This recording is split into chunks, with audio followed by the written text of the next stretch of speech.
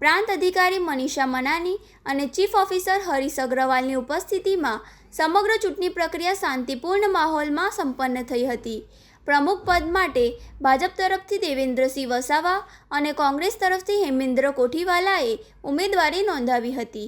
મતદાનમાં દેવેન્દ્રસિંહ વસાવાને 29 મત મળ્યા, જ્યારે હેમેન્દ્ર કોઠીવાલાને 10 મત મળ્યા હતા। આથી દેવેન્દ્રસિંહ વસાવા ભરૂચ નગરપાલિકાના નવા પ્રમુખ તરીકે ચૂંટાઈ આવ્યા। ઉપપ્રમુખ પદ માટે ભાજપના રચિતા મોદી અને કોંગ્રેસના રાબિયા પટેલ વચ્ચે સ્પર્ધા હતી। મતદાન બાદ રચિતા મોદીને 29 મત મળ્યા, જ્યારે રાબિયા પટેલને 10 મત પ્રાપ્ત થયા। બહુમતીના આધારે રચિતા મોદી ઉપપ્રમુખ તરીકે ચૂંટાઈ આવ્યા।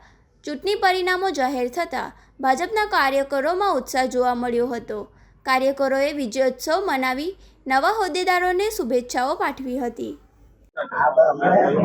નમસ્કાર, આજરોજ ભરૂચ નગરપાલિકામાં જે બોર્ડની મિટિંગ હતી એમાં મને ભરૂચ નગરપાલિકાના પ્રમુખ તરીકે જે વરણી કરવામાં આવી છે, એમાં મોવડી મંડળ અને ભરૂચ જિલ્લાના પ્રમુખ શ્રી પ્રકાશભાઈ મોદી સાહેબ, લોકલાડીલા માનવંતા ધારાસભ્ય રમેશભાઈ મિસ્ત્રી સાહેબ, સાંસદ શ્રી મનસુખ વસાવા સાહેબ, સંગઠનના મહાસચિવો, સંગઠનના કાર્યકર્તાઓ અને ભરૂચની તમામ જનતાનો ખૂબ ખૂબ આભાર માનું છું।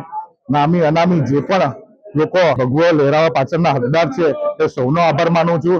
ભરૂચની જે પણ કુદરતી આપદા હશે કે કોઈ પણ પરિસ્થિતિમાં અમે દરેક સભ્ય સંકલન કરી અને અમે ભરૂચના પ્રશ્નોનું નિવારણ કરીશું। એ જ અભ્યર્થના। ભારત માતા કી જય, જય જય ગરવી ગુજરાત।